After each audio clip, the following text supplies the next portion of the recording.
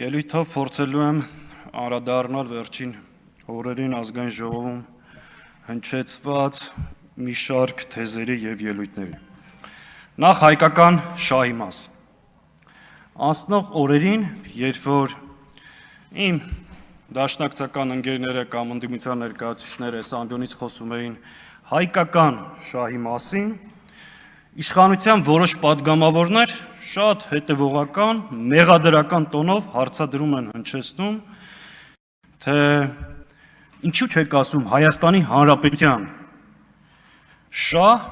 եւ օգտագործում եք հայկական շահ։ Առաջին տպավորությամբ ԿՊ-ն իր ձեռագրին բնորոշ տպավորությունը, որ փորձում է ստեղել եւս գտնել հակադրություն, հակասություն, պառակտում, բայց իրականության մեջ հարցը ունի շատ խորքային արմատներ։ Հարցը հետևյալն է. Հայաստանի Հանրապետությունը, եթե չպետք է առաջնորդվի հայկական շահով, ինչով պետք է առաջնորդվի։ Հայաստանի Հանրապետության եւ հայկական շահը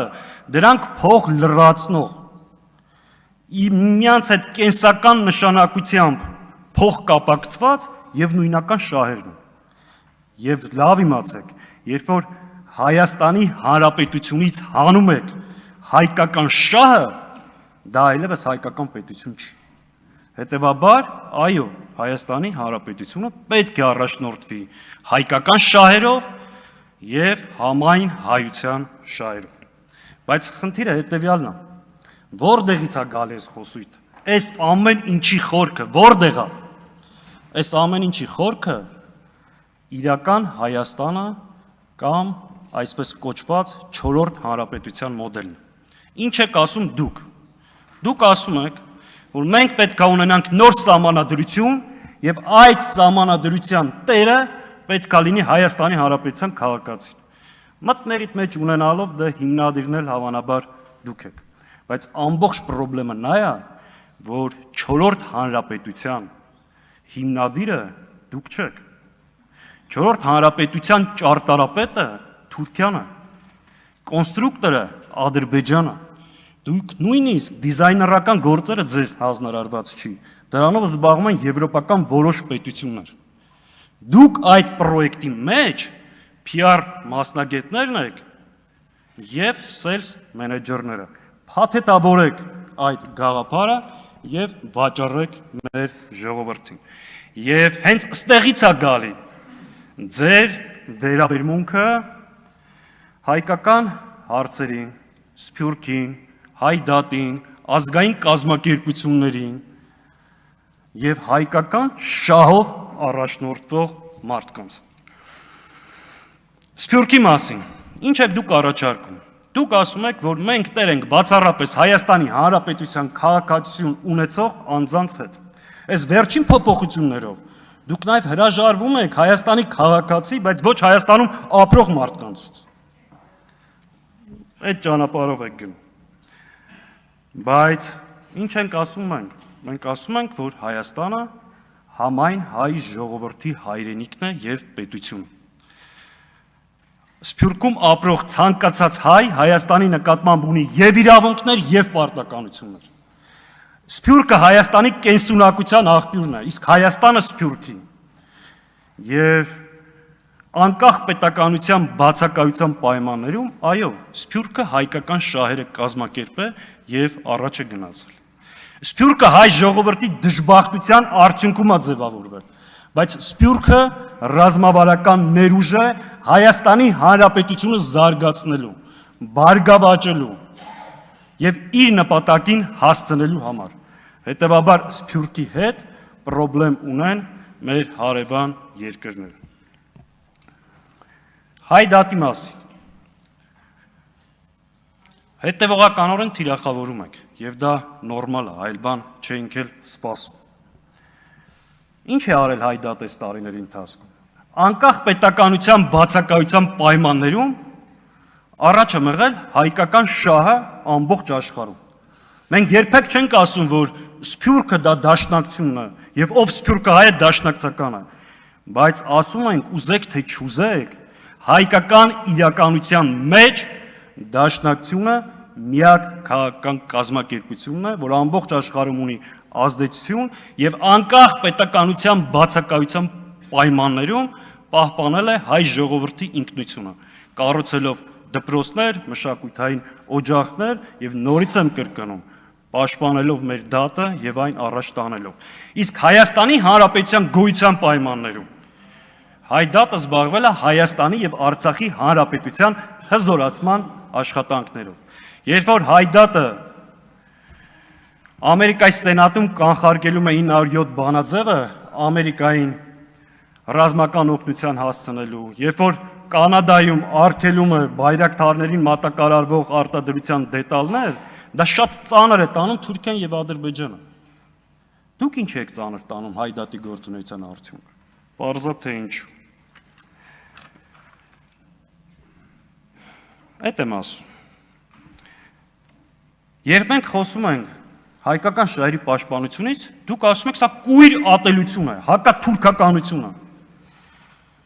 Մենք կույր ատելություն չունենք Թուրքիայի նկատմամբ։ Մենք կուրացած չենք ատելությունից, բայց դուք կուրացած եք Թուրքիայի նկատմամբ վախից։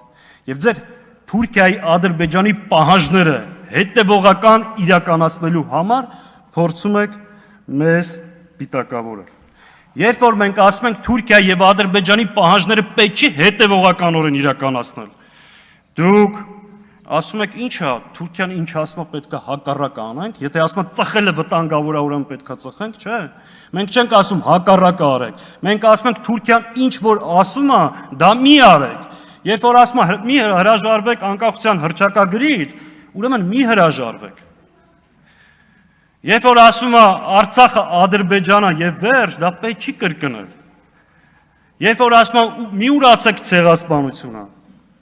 պետք չի գալ այդ ճանապարհով գնալ։ Երբ որ ասում են սփյուռքը սպառնալիք է, պետք չի այդ խոսույթը բերել այստեղ։ Հետևաբար հրաժարվեք հետևողականորեն կատարելու այդ պահանջները։ Արտաքին քաղաքականության մասին։ Երկար խոսվեց եվրոպական ինտեգրման եւ այլ։ Կարելի է երկար խոսել, բայց պատկերը հետեւյալն է։ Մի անգամ անդրադարձել եմ, ավելի պարզ ասեմ։ Ձեր վարած քաղաքականության արդյունքում Հայաստանը կանգնելու է նոր, ավելի ծանր մարտահրավերների առջև։ Ձեր վարած քաղաքականության արդյունքում Հայաստանը դուրս է մնալու հապկից, բայց երբեք ՆԱՏՕ-ի անդամ չի դառնալու։ Ձեր վարած քաղաքականության արդյունքում Հայաստանը դուրս է մնալու ԵԱՏՄ-ից, բայց Եվրոմիության անդամ չի դառնալու։ Դուք եք դա հաստատում, դուք եք ասում, որ մոտ ապագայում այդ հեռանկարը չկա։ Իսկ եթե այդ հեռանկարը չկա, այս իրավիճակում երկիրը տանել նոր, ավելի ծանր արկածախնդրության, սա բերելու է անվտանգային եւ տնտեսական նոր խնդիրներ եւ այս գլխից ասեմ, չգաք այս ամբյոնին կանգնեք, ասեք նախկիններն են մեղավոր։ Չգաք ասեք ռուսներն են մեղավոր, մեկը կելնի Արցախահայերը, մեղավոր ենք, պատասխանատու չենք, պատասխանատու ենք, մեղավոր չենք։ Այս ամեն ինչի պատասխանատվությունը ձեր վրա է եւ գիտակցված երկիրը կանգնացնում եք նոր, ավելի ծանր մարտահրավերների առջև։ Եվ պարոն Եղոյանը ստեղ չի։ Ես ընդհանրապես ուզում եմ ասեմ, որ այս ընթացքում բացահայտել եմ, որ ինքը դալիճում գտնվող ամենաազնիվ եւ մոլորված հակադաշնակցականն է եւ խորտ կտամ, որ տիկին Մարիա Կարապետյանի կամ եթե պարոն Ռուբինյանը ժամանակ ունենա իր մոտ որոշ շրջան դասընթացներ անցնի։ Շնորհակալ։ Էդգար Ղազարյան։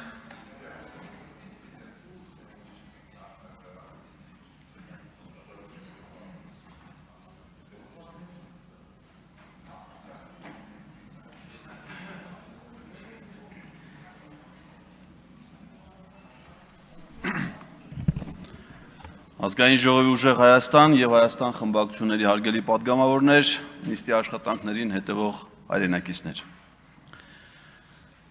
Հարցեր են հնչում, թե ինչու է ուժեղ Հայաստան խմբակցության ղեկավարը կայացրել այդ խորիմաստ որոշումը ստանձնելու խմբակցության կողմից եվրոպական ինտեգրման հարցերի հանձնաժողովի ղեկավարումը։ Քիչ առաջ նաեւ ներկայացվեց, թե ինչ կարծիք է հայտնել այդ կապակցությամբ Ուժեղ Հայաստան կուսակցության առաջնորդ Սամվել Կարապետյանը։ Այն, որ Սամվել Կարապետյանի ասածները կարող են որոշ մարդիկ չհասկանալ, դա ունի օբյեկտիվ պատճառներ։ Բայց այն, թե ինչու է կայացրել որոշում Նարեկ Կարապետյանի կողմից, դա էլ ունի օբյեկտիվ հիմնավորումներ։ Որովհետև Ուժեղ Հայաստանը արժևորում է աշխարհաքաղաքական բոլոր ուղղությունների, այդ թվում եվրոպական ուղղության հետ հարաբերությունները։ Արժևորում է այն աստիճան, որ փորձում է այն դուրս բերել քաղաքական արկածախնդրության, անլրջության եւ ինչպես ասում են տրոլինգների տիրույթից եւ դրան հաղորդել լուրջ կառուցվածքային եւ կազմակերպական որակ։ Որոշ մարդկանց մոտ տպավորվել էր Նարեկ Կարապետյանի այն խոսքը, որ եվրոպական ուղղության հետ հարաբերություններում կա գովազդային բաղադրիչ եւ ֆունկցիոնալ բաղադրիչ։ Այո, գովազդային հարթությունում կարծես թե ամեն ինչ նորմալ է։ Եթե նայենք լուսանկարներին, տեսանյութերին, բարբերաբար կատարվող այցելություններին, իրար ցուցադրվող սրտիկներին եւ ինչու՞ չէ նաեւ կախարդական 7 ծիրանից պատրաստված ծիրանի ջեմին, ապա կարծես թե ամեն ինչ նորմալ է։ Իսկ երբ որ գալիս ենք այն հարթություն, որտեղ կայացում են լուրջ որոշումներ, ոնց որ թե ամեն ինչ անլուրջ է։ Այնպիսի տպավորություն է ստեղծվում, որ Հայաստանի եվրոպական համագործակցությունը նոր է սկսվում։ Եվրոպական համագործակցությունը դա միայն եվրոպական միությունը չէ, գոյություն են համաեվրոպական բազմաթիվ կազմակերպություններ։ Օրինակ ԵԱՀԿ-ին Հայաստանի անդամակցությունը եղել է դեռևս նախագահ Լևոն Տեր-Պետրոսյանի պաշտոնավարման շրջանում 1992 թվականին։ Սևծովյան տնտեսական համագործակցության կազմակերպության 92 թվականին նախագահ Տեր-Պետրոսյանի պաշտոնավարման շրջանում։ Իդեպ չունենալով Թուրքիայի հետ դիվանագիտական հարաբերություններ, մինչ օրս եւ այդ պահից ունենք կանոնավոր ստացիոնար դիվանագիտական ներկայացություն Թուրքիայում։ Եվրոպայի խորհրդին Հայաստանը անդամակցել է նախագահ Ռոբերտ Քոչարյանի պաշտոնավարման ժամանակաշրջանում։ ՍԵՊԱ-ի հետ համաձայնագիրը կնքվել է նախագահ Սերժ Սարգսյանի պաշտոնավարման շրջանում։ Հիմա գանք Եվրոպայի խորհրդին, համաեվրոպական ամենաֆունդամենտալ քաղաքական կազմակերպություններից մեկին, որը խարսված է մարդու իրավունքների, իրական ժողովրդավարության եւ օրենքի գերակայության արժեհամակարգի վրա։ Հայաստանը Եվրոպայի խորհրդին անդամակցել է Ադրբեջանի հետ միաժամանակ եւ չնայած որ Ադրբեջանի այս արժեքային տարբերությունները Հայաստանից այդ պահի դրությամբ անհամեմատ էին, որոշում կայացվեց երկու երկրների միաժամանակի անդամակցությունը պայմանով, որպիսի Լեռնային Ղարաբաղի խնդիրը այդ երկրները լուծեն բացառապես խաղաղ բանակցությունների միջոցով։ Դա նախապայման էր եւ Հայաստանի եւ Ադրբեջանի Եվրոպայի խորհրդին անդամակցելու համար։ Անկախ դրանից Արցախի նկատմամբ ադմինիստրատիվ հսկողությունը հայկական կողմից է թե Ադրբեջանի, բոլոր ժամանակներում Արցախը եղել է Եվրոպայի խորհրդի տարածք։ Եվ ինչ է տեղի ունեցել 21-րդ դարում Եվրոպայի խորհրդի տարածքում հրահրված պատերազմ, Արցախի ժողովրդի ցեղասպանություն եւ բռնի տեղահանություն։ Ես ուզում եմ հասկանալ, սա տեղավորվում է արդյոք մարդու իրավունքների, ժողովրդավարության եւ օրենքի գերակայության հետ։ Ոչ։ Իսկ հայկական կողմը, հայկական դիվանագիտությունը ինչ ջանքեր է գործադրել ադրբեջանական այդ հանցագործությանը եվրոպական արժեհամակարգի տեսանկյունից պատասխան տալու համար։ Մենք հուսով եմ կլսենք երբևէ Եվրոպայի խորհրդի խորհրդարանական վեհաժողովում հայկական պատվիրակության ղեկավարի նույն ինքը հայ-թուրքական գործընթացում հայկական կողմից ապօրինի կերպով բանակցողի հաշվետվությունը ազգային ժողովին։ Եվրոպական միություն։ Այդ կազմակերպության հետ Հայաստանը համագործակցել է բոլոր ժամանակներում։ Չի եղել մեկ ծրագիր, թեկուզ մեկ ծրագիր, որ Եվրոպական միություն առաջարկի Հայաստանին եւ Հայաստանը մերժի կամ վերապահումներ ունենա դրա նկատմամբ։ 10-իսի ծրագրերով, Արևելյան գործընկերության ծրագրերով, Եվրոպական միության այլ ծրագրերով բարեփոխումների է ենթարկվել ամբողջ ժամանակաշրջանում մեր կրթական համակարգը, արդարադատության համակարգը, հանրային կառավարման համակարգը, տեղական ինքնակառավարման համակարգը, Ներդրվել են հակակոռուպցիոն բոլոր ինստիտուտները, կոռուպցիայի կանխարգելման հանձնաժողով, Բոլոնիայի գործընթաց եւ այլն։ Այդ ամենը Եվրոպական միության հետ մեր համագործակցության արդյունքներ։ Իսկ այդ համագործակցությունը 2017 թվականի նոյեմբերի 24-ին ամրագրվել է ինստիտուցիոնալ ամենաբարձր մակարդակում SEPA-ի համաձայնագրում։ Իդեպ ասեմ, որ Հայաստանը ԵԱՏՄ անդամ միակ պետությունն է, որը նման որակի եւ խորության ինստիտուցիոնալ համագործակցություն ունեցել Եվրոպական միության հետ։ SEPA-ի համաձայնագիրը վավերացվել եւ ուժի մեջ է մտել արդեն այս իշխանության ժամանակաշրջանում։ Իսկ ինչ է արել այս իշխանությունը այդ համաձայնագրի դրույթները կյանքի կոչելու համար, որը իրական եվրոպական ինտեգրացիան է։ Գրեթե ոչինչ։ Այդ որ հիմա խոսում են վիզաների ազատականացման, կեսաչափական տվյալների եւ անձնագրերի ներդրման մասին, կարծես թե նոր է արվում այդ ամեն ինչը։ Լեհական PEVU ընկերությունը մինչև 18 թիվն է ներդրել Հայաստանում այդ համակարգը, տպագրում եւ հայկական կողմին էր տրամադրում կենսաչափական անձնագրերը, որ 19 թվականին դուք չեղարկել եք։ Իսկ հիմա վիզաների ազատականացման գործընթացի բանակցության արդյունքը այն է, որ վիզաների մերժումները շատացել են, հերթերը մեծացել, տուրքը ավելացել, իսկ Հայաստանի քաղաքացիները համատարած արտաքսվում են եվրոպական երկրներից, որովհետև այդ գործընթացի կարևոր բաղադրիչը ոչ օրինական կարգավիճակ ունեցող քաղաքացիների հետ ընդունումն է, ինչը Հայաստանը վաղուց սկսել է իրականացնել։ Այս ձևով եք դուք ուզում մեզ ներկայացնեք իբր ձեր եվրոպական ինտեգրացիան, այդպիսի ինտեգրացիա չի լինում։ Եվրոպական քանի երկրների ղեկավարներ էին եկել մայիսի 4-ին Հայաստան, նկարվում, սրտիկներ ցուցադրում միմյանց։ Հիմա հարցրեք նրանցից որևէ մեկին, քանի եվրոպական վերազգային ընկերություններ են այս 8 տարիների ընթացքում ներդրումներ կատարել Հայաստանում։ Ես դրանցից ոչ մեկին չեմ հիշում։ Արդյոք ավելացել է Հայաստանից Եվրոպական միություն հայկական ապրանքների արտահանումը։ Դա չէր կարող լինել, որովհետև այս իշխանության օրոք վերացվեց GSP+ առևտրային ռեժիմը, որը հիմա քաղաքական պատճառներով վերականգնելը համարում են ձեռքբերում, փորձում են ներկայացնել որպես ձեռքբերում։ Բայց այդ ռեժիմը գոյություն ուներ վաղուց եւ հայկական 7000 մոտավորապես անվանում ապրանքներ, ինչպես նաեւ ծառայություններ առանց մաքսատուրքերի արտահանվում են Եվրոպական միություն։ Ես էլ չեմ խոսում քաղաքական համագործակցության մասին, որը բարձրացված էր շատ բարձր մակարդակի։ Իսկ հիմա մենակ խոսքեր, հաճախոսություններ եւ ուրիշ ոչինչ։ Այսպես եվրոպական պետություն չի կառուցվում։ Եվրոպական պետություն կառուցելու համար լուրջ մոտեցում է պետք ցուցաբերել։ Իսկ այդ մոտեցումը դահլիճի այս հատվածից, հատկապես դրա առաջին շարքերից հնարավոր չի ակնկալել։ Եվրոպական համագործակցություն հնարավոր է դահլիճի այս հատվածից եւ հատկապես դրա առաջին շարքերից։ Բայց ամենաառաջինը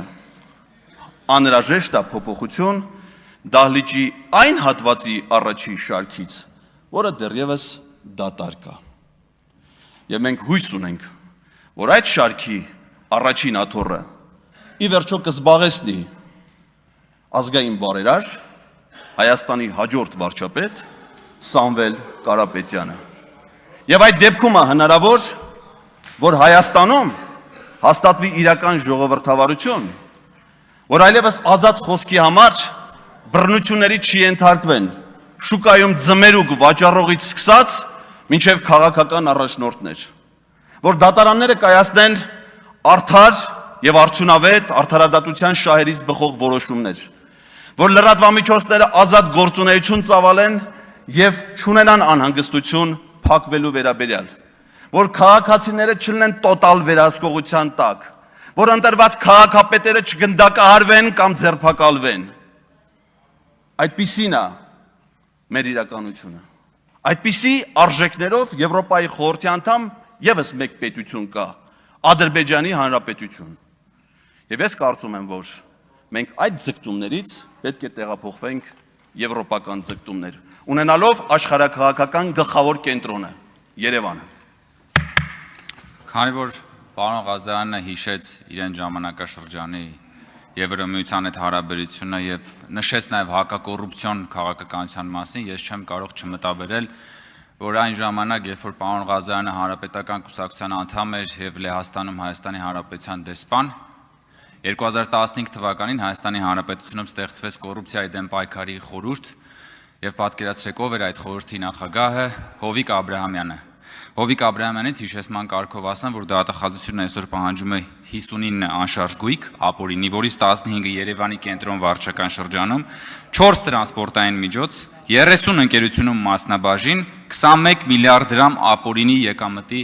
մնացորդ։ Հիանալի հակակոռուպցիոն քաղաքականության դրսևորում մի բան, ինչից որ մեր ժողովուրդը հավերժ ազատվել եւ ազատագրվել է։ Դուք զբաղեցրեք ձեր տեղը, պարոն Ղազարյան։ Տիկին Խաման, եթե ունեք խոսք, կարող եմ սպասել։ Պարոն Կարապետյան, նման ընթացակարգ չկա, ես առաջարկում եմ Տիկին Խամանին հրավիրեք ձեր խմբակցություն եւ փակ քննարկման ռեժիմով ինչքան ուզում եք, ասեք խոսակ, իրար լսեք։ Հիմա ձեր Պարոն Կոնջարյան, իմ իրավունքն է, իմ ժամանակն է, հանդես գամ, սիրելի հայրենակիցներ, բարև ձեզ։ Մենք այսօր քննարկում ենք եվրոպական ինտեգրման մշտական հանձնաժողովի նախագահի պաշտոնում Արեգա Հովսեփյանի թեկնածությունը։ Ինչպես են ընտրել Տիկին Հովսեփյանի թեկնածությունը։ Նախ մենք մտածում էինք, որ պետք է լինի դիվանագետ։ Եվ նայելով նրա կյանքի անցած ճանապարհը, նա կրթությունը համ բակալավրիատը, համ մագիստրատուրան գերազանցությամբ ավարտած, Մասաչուսեթսի Բոստոն քաղաքում Տավցի համալսարանի դիվանագիտության դպրոցը ավարտած, Արցախի հանրապետությունում եւ Հայաստանի հանրապետությունում արտաքին գործերի նախարարությունում աշխատած մարդ է, ով պրոֆեսիոնալ է դիվանագիտության մեջ։ Մյուս մեր հանձնաժողովների ղեկավարները տարածքային կառավարման հանձնաժողովի ղեկավարը, տարածքային կառավարման նախարարության համակարգման տակ գտնվող ամենամեծ ընկերության պատասխանատուն է։ Ֆինանսական եւ բյուջետային հարցերի հանձնաժողովի ղեկավարը մաքսային մեթոդաբանության մասնագիտության հիմնադիրն է Հայաստանում։ Իհարկե, պարոն Ֆարմանյանից մենք դժգոհ ենք, ոնց չի ֆայմել, որ այդքան տարի մաքսայինում աշխատելա, վերջում չի ելել շենքեր սարքել իր համար, չի ելել Երևանի կենտրոնի կեսը առել, այլ գնաց է դասախոս աշխատել մարդը։ Շատ գիտեք մաքսայինից հելած մարդ, որ գնաց է վերջում դասախոս աշխատում այսքան տարի։ Ես չգիտեմ։ Ինքը եզակիներից է։ Այդ պատճառով մենք առաջարկում ենք ձեր թեկնածուների մեջ մարդիկ կան, ովքեր մաքսայինից հելել են եւ միլիոնավոր դոլարների ներդրումներ են անում Հայաստանում, մեծ ներդրող են դառել Հայաստանում։ Երևի, ինչպես շատ հաճախ մեր ԿՊԱ-կան գործընկերները ասում են, մինչև հեղափոխությունն են արդեն գործերը լավ, ուղղակի հեղափոխությունից հետո ավելի լավացավ։ Մենք բոլոր ուղղություններով վերցել ենք ոլորտի մասնագետներ, ոլորտի պրոֆեսիոնալներ։ Կար մեծ, կարող էինք ձեր մոդելով գնայինք, ամենայն արգանքով բոլորի հանդեպ ձեր առաջարկած թեկնածուների մեջ մեկ հոգի ես տեսա, որ մասնագիտական, մինչև այս եղած թեկնածուների մեջ, որ այդ մասնագիտությամբ պրոֆեսիոնալ էր ու հանձնաժողովում է։ Մնացողը այդ մենք ունենք արվեստաբան, ով առողջապահությամբ է զբաղվելու, մենք ունենք այլ մասնագիտություններ։ Սա մոտեցում է ձեր ընդհանուր կուսակցության։ Դուք չեք նայում պրոֆեսիոնալիզմով, եթե ազնիվ լինենք։ Դուք նայում եք մարդը հարմար է, վստահելի է այդ պոզիցիայով, թե ոչ։ Եվ դա քննարկելի է, որովհետև ձեր վերջի քաղաքականությունը, վերջի տարիների ամբողջությամբ է ասում։ Ինչ վերաբերում է Եվրոպական միության ինտեգրացիային ու մեր մոտեցմանը, ինչպես ենք մենք տեսնում։ Եվրոպական միությանը ինտեգրացիային ու Եվրոպայի ընդհանուր համակարգի ինտեգրացիա մենք ուզում ենք տարանջատել։ Եվրոպայում կա 3 երկիր, որոնք ունեն շատ հետաքրքիր փորձ։ Առաջինը Նորվեգիան է, երկրորդը Շվեյցարիան, երրորդը Միացյալ Թագավորությունը։ Այս երկրները Շվեյցարիան, Նորվեգիան իրենց օրինակներով մի մոդել են ընդունել։ Իրենք չեն մտել Եվրոպական միություն, որովհետև համարել են, որ Եվրոպական միությունը քաղաքական կառույց է, բայց բոլոր իրենց ինստիտուտներով ինտեգրված են եվրոպական համակարգի մեջ, եվրոպական ազատ տնտեսական գոտու մեջ։ Ինչ է սա տվել։ Շվեյցարիան զերծ է մնում յուրաքանչյուր քաղաքական բախումներից, բոլոր բախումներից։ Նորվեգիան գտնվելով Արկտիկայի մոտ զերծ է մնում հակադրություններից։ Միացյալ Թագավորությունը այլ ճանապարհ է ընտրել։ Ինչն է Հայաստանի ճանապարհը։ Մենք տեսնում ենք, որ հայկական բոլոր ինստիտուտները մեր երկրի մենք պետքա տեղայնացնենք եվրոպական մոդելներով։ Մեծ մասը բաներ կա, մենք համաձայն չենք այդ մոդելների հետ, որպես պահպանողական ուժ ընտանիքը թիրախավորող մոդելների հետ համաձայն չենք, բայց այլ մոդելների հետ, դատական համակարգ, տնտեսական քաղաքականություն, կրթական համակարգ մենք բերելու ենք եւ աշխատելու ենք այդ ուղղությամբ։ Տիկին Հովսեփյանի գործը այն է, որ բոլոր ստանդարտներով Հայաստանը լինի եվրո ստանդարտներով ապրող երկիր, բայց քաղաքական ընտրություն անելուց առաջ մենք պետք է նայենք, արդյոք այդ ընտրության ժամանակ կա հակադրություն տարածաշրջանային ուժերի եւ Եվրո միության մեջ, թե չէ, արդյոք դրա արդյունքում մենք ստանալու ենք հարված, ուժեղ հարված եւ դրանից հետո գանգստե արդարանանք։ Մեր երկրի ամենակարևոր խնդիրներից մեկը, ինչպես Նորվեգիան, ինչպես Շվեյցարիան, չբերել բախումը մեր դուռը, մենք բախման տեղ չունենք, փոքրացել է։ Ու սա է մեր մոդելը, եվրոպական բոլոր ինստիտուտները, որոնք որակական փոփոխություն են բերելու, տիկին Հովսեփյանը աշխատելու է այդ ուղղությամբ։ Ու կտեսնեք ինչ տարբերությամբ։ Ամենայն դեպս տարին մի անգամ ժողով չի անի։ Ինստիտուցիոնալ կաշխատի դատական համակարգի ազատությունը վերջապես կունենանք։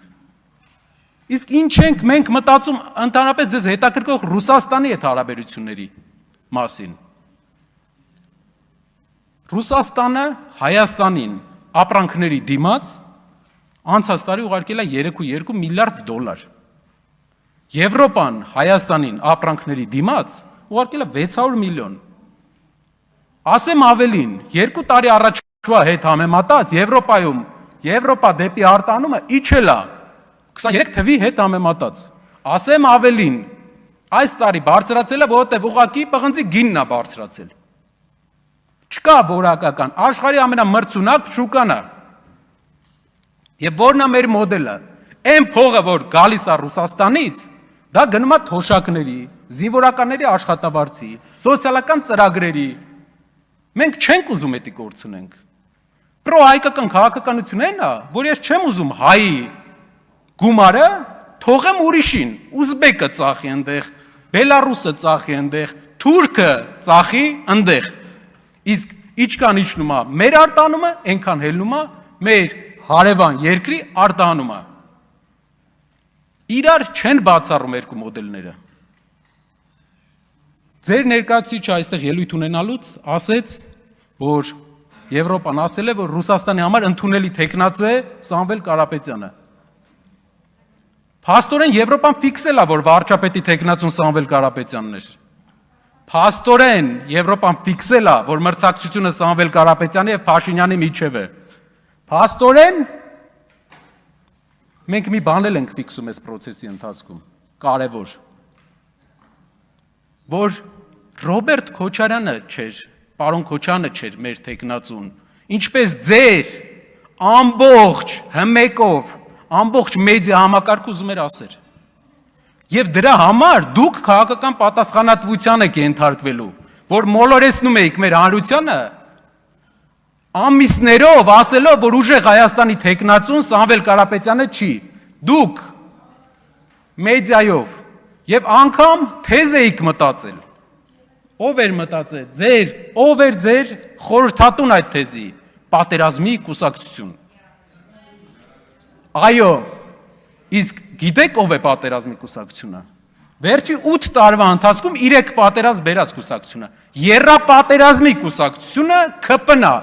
եռապատերազմի կուսակցությունը եւ 2.5 տրիլիոն դրամ պարտքի կուսակցությունը, անցնելու է 30 տարի, 50 տարի, պատմությունը ձեզ հիշելու է, որպես եռապատերազմի կուսակցություն եւ 2.5 տրիլիոն դրամ պարտք վերցրած։ Մեր երկրի ինչ սարքել եք, դուք կարայիք տասնյակ հազարավոր դպրոցներ սարքեիք այդ գումարով, կարայիք տասնյակ հազարավոր կիլոմետրեր ճանապարհ սարքեիք, բայց դուք սարքել եք ընդամենը 135 ավարտել եք դպրոց այս պահին, տարին 12 դպրոց եք ավարտել, 2.5 տրիլիոն փող վերցնելու։ Երբ որ խոսում ենք քարոզչական թեզերից, պետք է հիշենք, որ քարոզչական թեզերը երկու թև ունեն։ Եվ այն քարոզչական թեզը, որը դուք ժողովրդին մանիպուլացնելով այսքան տարաք, այսօր այս հողի վրա մենք մեր ներկայությամբ եւ Եվրոպական միության հաշվետվությունը պայթացրեց, որովհետեւ վարչապետի թեկնածուն Սամվել Կարապետյանն էր, նրանք դա ընդունեցին եւ ձեր թեզերը իրական չեն։ Շնորհակալություն։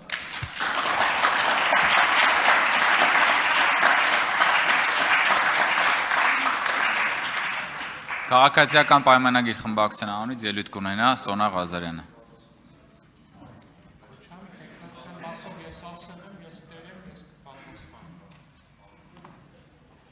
Պարոն Կարապետյան, չպատասխանեցիք բայց հարցին։ Երեք ասում եք պատասխանեմ, հիմա այսօր ժամանակ ունեիք, չպատասխանեցիք։ Չունեք պատասխան, փաստորեն համեցեք Տիկին Ղազարյան։ Պարոն Կարապետյան, այսքան ժամանակ միակ բանը,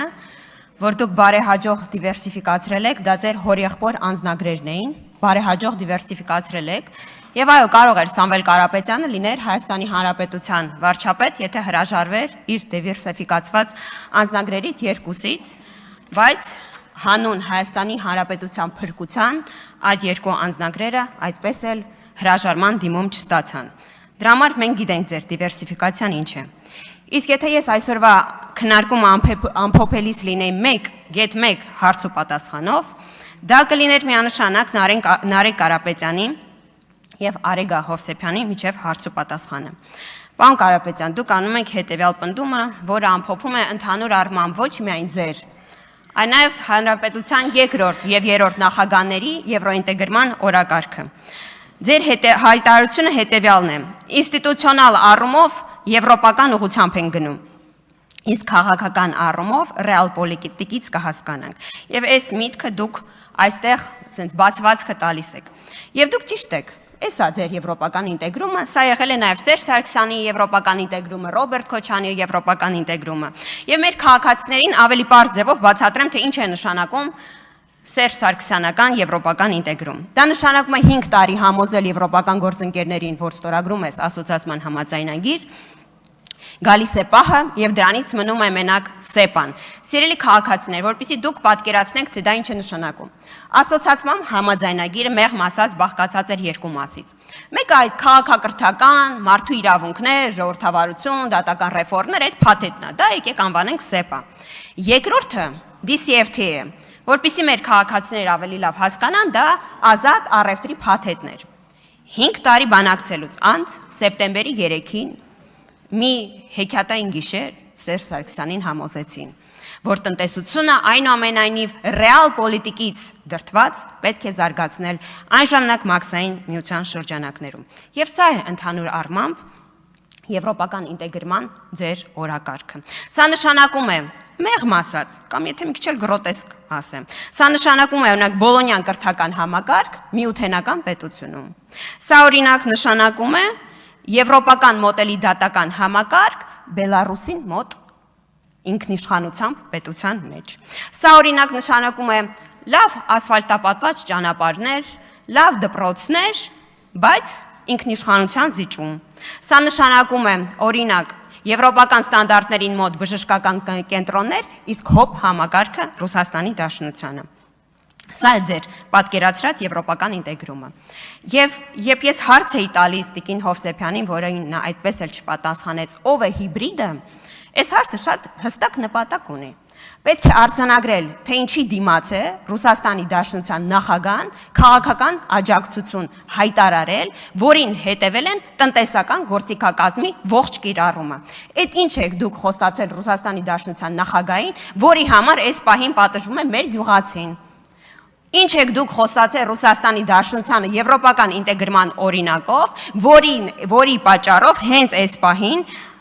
տուժում են Հայաստանի Հանրապետության ամենահասարը քաղաքացիներ, որոնք իրենց ամենօրյա գործով փորձում են ապահովել իրենց ապրուստը։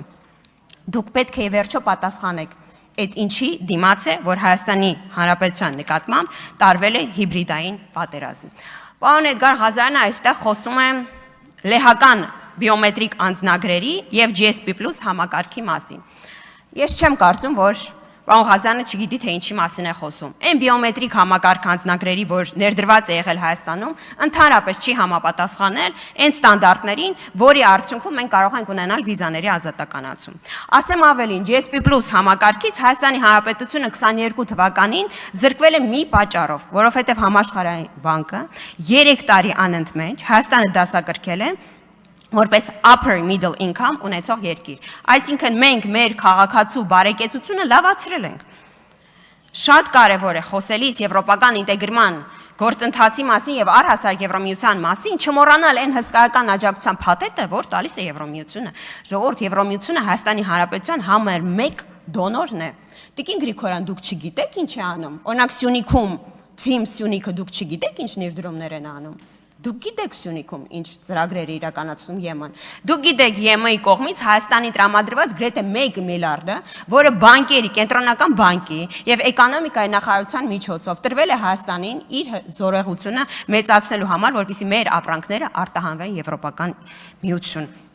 Եվ մենք ունենք 7000 անուն ապրանք, որը կարող է արտահանվել Եվրոպական միություն։ Այդ աշխատանքը կատարվել է, եւ որ այս տարի Ուրսուլա ֆոն դեր Լայենը Հայաստանում հայտարարեց ATM-ի մասին, սա պարզապես այսպես օթից արված հայտարարություն չէ, սա հստակ կատարված աշխատանքի գնահատական է։ Եւ մենք դա չենք կարող չնկատել։ Մենք չենք կարող չնկատել, որ Հայաստանի Հանրապետության մեծամասնությունը, Հայաստանի Հանրապետության եվրոպական ինտեգրման մակարդակը այն աստիճանի է բարձրացել, որ դրան մասին գոհունակություն են հայտնում Եվրոմիության բոլոր մակարդակներում։ Մենք չենք կարող չնկատել, որ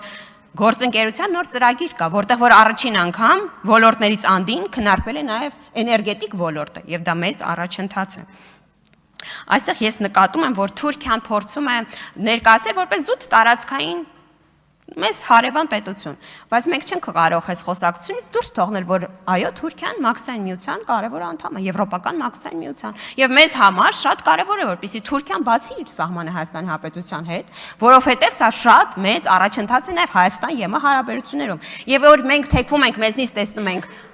Արևմուտք Թուրքիան, սա ոչ միայն աշխարհագրության գիտելիք է, սա նաև եվրոպական ինտեգրման մասին հստակ գիտելիք եւ դիրքորոշում է եւ սրանից վախենալ ընդհանրապես պետք չէ։ Ես նկատեցի, որ Տիկին Գրիգորյանը նեղսրտել է, որ մենք Տիկին Հովսեփյանին հարցեր ենք տալի Լեռնային Ղարաբաղի մասին։ Նախ պետք չէ զարմանալ, որ մենք այն անվանում ենք Լեռնային Ղարաբաղ, որովհետեւ Սամվել Շահրամանյանը լուծարել է Լեռնային Ղարաբաղը։ Սամվել Շահրամանյանի հայտարարությունում նա չի լուծարում Արցախը, լուծարում է Լեռնային Ղարաբաղը եւ ստեղ նեղվելու բան չկա, այո։ Մենք Տիկին Հովսեփյանին կարող ենք եւ պարտավոր ենք հարցեր տալ Հայաստանի եւ Ադրբեջանի տարածքային ամբողջականությունից եւ եթե դու եկել հասել ես այս ամբիոն, դու պետք է կարողանաս արտաբերել, որ Լեռնային Ղարաբաղը Հայաստանի Հանրապետության մաս չէ։ Եվ սա արձանագրել է առաջին անգամ ոչ թե ԿՊ-ն, սա Ալմաթիով արձանագրված է։ Սա եթե կուզեք Տիկին Հովսեփյան, ձեր դիմաց նստած Նարեկ Կարապետյանի հոր օրոք 2010 թվականին, այո, հայտնի վարչատարածքային բաժանման մասին օրենքով արձանագրված փաստ է։ Ասում է Սյունիքից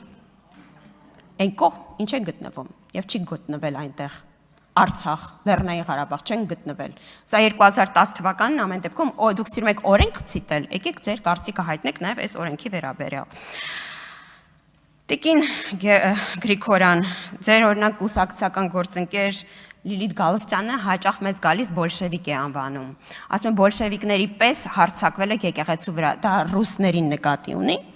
Որտեվ դուք ասում եք Ռուսաստանը վերանվանելու ձևեր ենք գտել, հիմա գուցե Լիլիթ Գալստյանը դասեր տա ձեզ այս մասի ռուսներին նկատի ունեք։ Շատ լավ։ Մտածի կարող ֆրանսիացի բոլշևիկների մասին էր խոսում։ Հարգելի գործընկերներ, այն ինչ որ մենք լսեցինք երեկ եւ այսօր հստակ է, որ ուժեղ Հայաստանի դիրքորոշումը եվրոպական ինտեգրման վերաբերյալ ընդհանրապես չի տարբերվում Սերժ Սարգսյանի պատկերացումից։ 5 տարի բանակցել մի բանի մասին, անել լրիվ այլ բանը։ Խոսել եվրոպական արժեքների մասին, իսկ հողի վրա համագործակցել տարածաշրջանային, եկեք ավելի հստակ ասենք Ռուսաստանի հետ, ասել ժողովրդավարական ինստիտուտները ԵՄ-ի հետ, հոպը Ռուսաստանին, օրինակ դիվերսիֆիկացնել գազից ներկրող պետությունները, միաժամանակ գազի խողովակները տալ Ռուսաստանից։ Սա այն ամենն է, ինչ պետք է իմանալ ուժեղ Հայաստան դաշինքի կողմից առաջարկված դիվերսիֆիկացիայի մասին, արևմտյան արժեքների մասին, եվրոպական ինտեգրման խորացման մասին, եւ եթե քանի որ 1 րոպե ժամանակ ունեմ ասեմ, պարոն Կարապետյան, դուք շատ վատ եք պատկերացնում խորհրդարանական աշխատանքները։ Արտաքին հարաբերությունների հանձնաժողով եւ եվրոպական ինտեգրման հանձնաժողով գուցե արել է քիչ քանակությամբ նիստեր։ Նիստերը հրավիրվում են հստակ օրակարգով օրենքի նախագծեր քննարկման։ Բայց օրինակ կա ՍԵՊԱ-ի կիրարկումն ապահովող միջգերատեսչական հանձնաժողով, որի նիստերին մասնակցում ենք։ Կան մի շարք փակ նիստեր, կան մի շարք նիստեր աշխատանքային, որոնք եղել են տարբեր ոլորտների վերաբերյալ, իսկ դրանց գնահատական տարբեր ոլորտներ նկատվում եւ եվրոպական ինտեգրումն է տարբեր ոլորտներին վերաբերում եւ թե ինչպես ենք մենք աշխատել, դրա գնահատականը հստակ տվել է Հայաստանի Հանրապետության ժողովուրդը, որը մեզ օժտել է կրկին որոշում կայացնելու, ընտրել ձեզ որևէ պաշտոնում թե ոչ։ Շնորհակալություն։